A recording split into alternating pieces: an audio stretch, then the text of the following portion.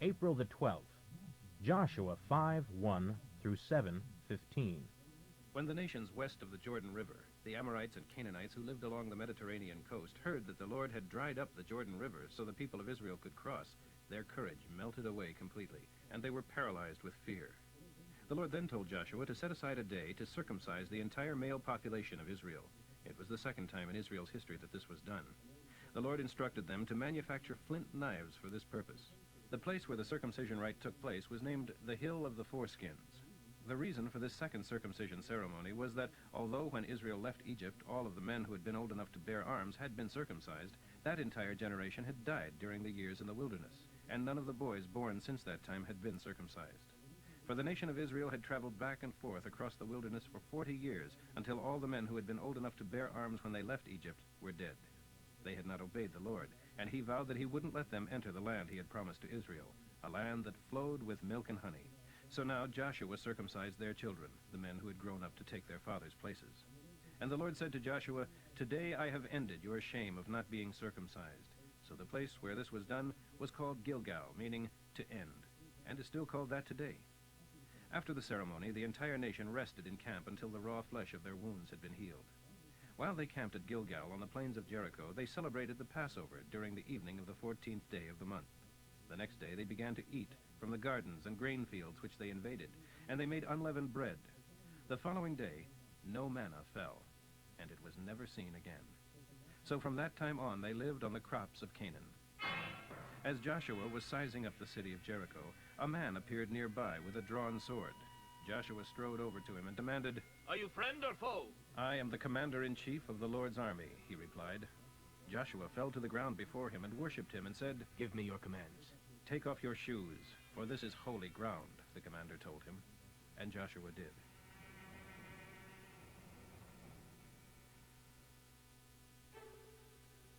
The gates of Jericho were kept tightly shut because the people were afraid of the Israelis. No one was allowed to go in or out. But the Lord said to Joshua, "Jericho and its king and all its mighty warriors are already defeated, for I have given them to you. Your entire army is to walk around the city once a day for 6 days, followed by 7 priests walking ahead of the ark, each carrying a trumpet made from a ram's horn. On the 7th day you are to walk around the city 7 times, with the priests blowing their trumpets. Then, when they give one long, loud blast, all the people are to give a mighty shout, and the walls of the city will fall down. Then move in upon the city from every direction." So Joshua summoned the priests and gave them their instructions. The armed men would lead the procession, followed by 7 priests blowing continually on their trumpets. Behind them would come the priests carrying the ark, followed by a rear guard. "Let there be complete silence, except for the trumpets. Joshua commanded. Not a single word from any of you, until I tell you to shout. Then shout!" The ark was carried around the city once that day, after which everyone returned to the camp again and spent the night there.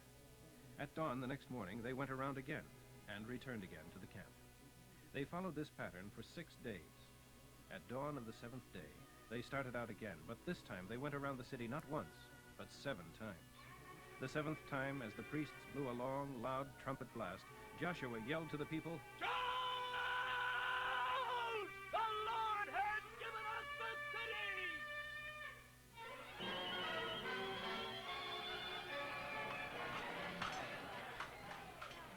He had told them previously, "Kill everyone except Rahab the prostitute and anyone in her house, for she protected our spies. Don't take any loot, for everything is to be destroyed. If it isn't, disaster will fall upon the entire nation of Israel. But all the silver and gold and the utensils of bronze and iron will be dedicated to the Lord and must be brought into his treasury."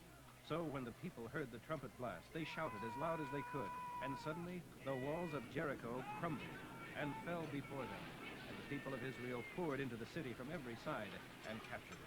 They destroyed everything in it, men and women, young and old, oxen, sheep, donkeys, everything.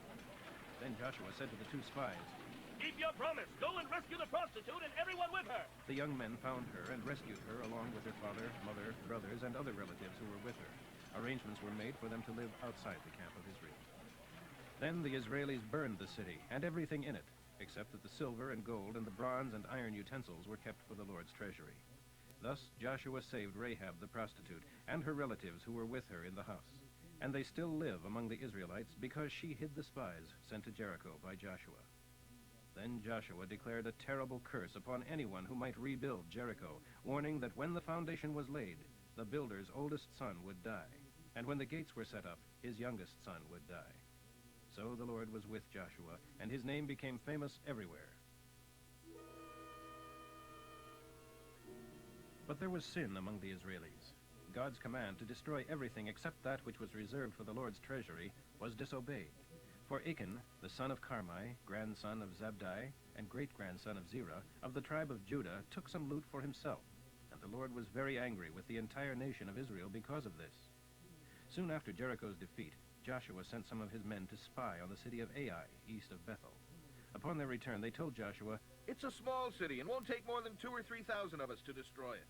There's no point in all of us going there." So approximately 3,000 soldiers were sent, and they were soundly defeated. About 36 of the Israelis were killed during the attack, and many others died while being chased by the men of Ai as far as the quarries. The Israeli army was paralyzed with fear at this turn of events. Joshua and the elders of Israel tore their clothing and lay prostrate before the ark of the Lord until evening, with dust on their heads. Joshua cried out to the Lord, "Oh, Jehovah, why have you brought us over the Jordan River if you are going to let the Amorites kill us? Why weren't we content with what we had? Why didn't we stay on the other side? Oh, Lord, what am I to do now that Israel has fled from her enemies? For when the Canaanites and the other nearby nations hear about it, they will surround us and attack us and wipe us out. And then what will happen to the honor of your great name?" But the Lord said to Joshua, "Get up, off your face. Israel has sinned and disobeyed my commandment, and has taken loot when I said it was not to be taken. And they have not only taken it, they have lied about it and have hidden it among their belongings. That is why the people of Israel are being defeated. That is why your men are running from their enemies, for they are cursed. I will not stay with you any longer unless you completely rid yourselves of this sin. Get up. Tell the people, each of you must undergo purification rites in preparation for tomorrow. For the Lord your God of Israel says that someone has stolen from him, and you cannot defeat your enemies until you deal with this sin. In the morning you must come by tribes, and the Lord will point out the tribe to which the guilty man belongs. And that tribe must come by its clans, and the Lord will point out the guilty clan. And the clan must come by its families, and then each member of the guilty family must come one by one. And the one who has stolen that which belongs to the Lord shall be burned with fire, along with everything he has, for he has violated the covenant of the Lord, and has brought calamity upon all of Israel." Luke 15, 1 through 32. Dishonest tax collectors and other notorious sinners often came to listen to Jesus' sermons. But this caused complaints from the Jewish religious leaders and the experts on Jewish law because he was associating with such despicable people, even eating with them. So Jesus used this illustration. If you had 100 sheep, and one of them strayed away and was lost in the wilderness, wouldn't you leave the 99 others to go and search for the lost one until you found it? And then you would joyfully carry it home on your shoulders. When you arrived, you would call together your friends and neighbors to rejoice with you because your lost sheep was found. Well, in the same way, heaven will be happier over one lost sinner who returns to God than over 99 others who haven't strayed away. Or take another illustration. A woman has 10 valuable silver coins and loses one. Won't she light a lamp and look in every corner of the house and sweep every nook and cranny until she finds it? And then won't she call in her friends and neighbors to rejoice with her? In the same way, there is joy in the presence of the angels of God when one sinner repents. To further illustrate the point, he told them this story. A man had 2 sons. When the younger told his father, "I want my share of your estate now instead of waiting until you die," his father agreed to divide his wealth between his sons. A few days later, this younger son packed all his belongings and took a trip to a distant land, and there wasted all his money on parties and prostitutes. About the time his money was gone, a great famine swept over the land, and he began to starve. He persuaded a local farmer to hire him to feed his pigs. The boy became so hungry that even the pods he was feeding the swine looked good to him, and no one gave him anything.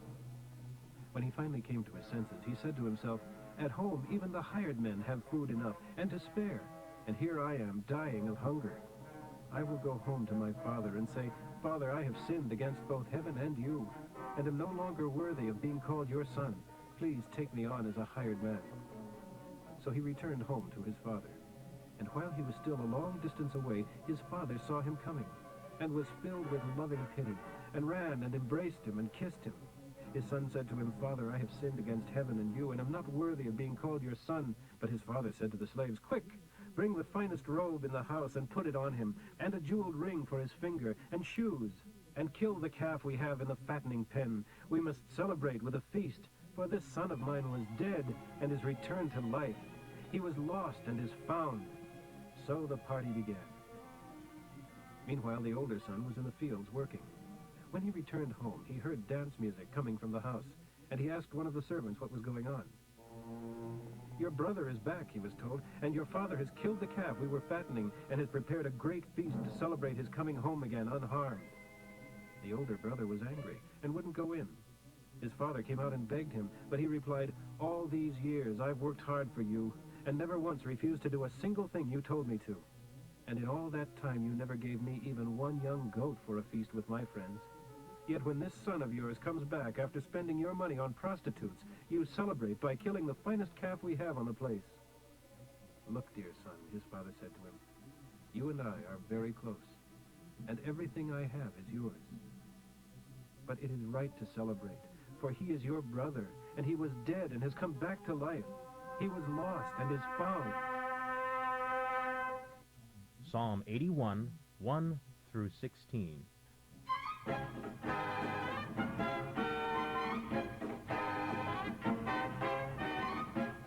The Lord makes us strong. Sing praises. Sing to Israel's God. Sing, accompanied by drums. Pluck the sweet lyre and harp. Sound the trumpet. Come to the joyous celebrations at full moon, new moon, and all the other holidays. For God has given us these times of joy. They are scheduled in the laws of Israel.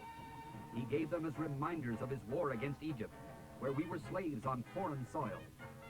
I heard an unknown voice that said, "Now I will relieve your shoulder of its burden. I will free your hands from their heavy tasks." He said, "You cried to me in trouble, and I saved you. I answered from Mount Sinai, where the thunder hides. I tested your faith at Meribah, when you complained there was no water. Listen to me, O my people, while I give you stern warnings.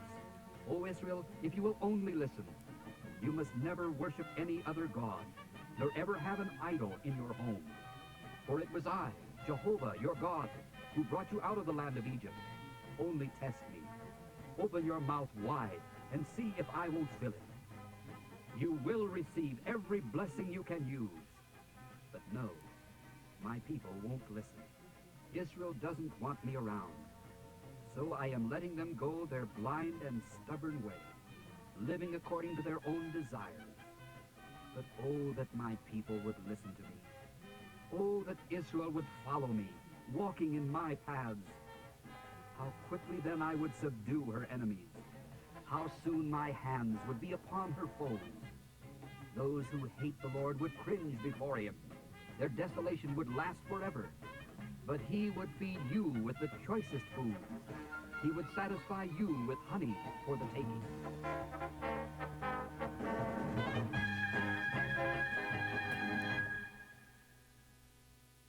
Proverbs for today, 13:1.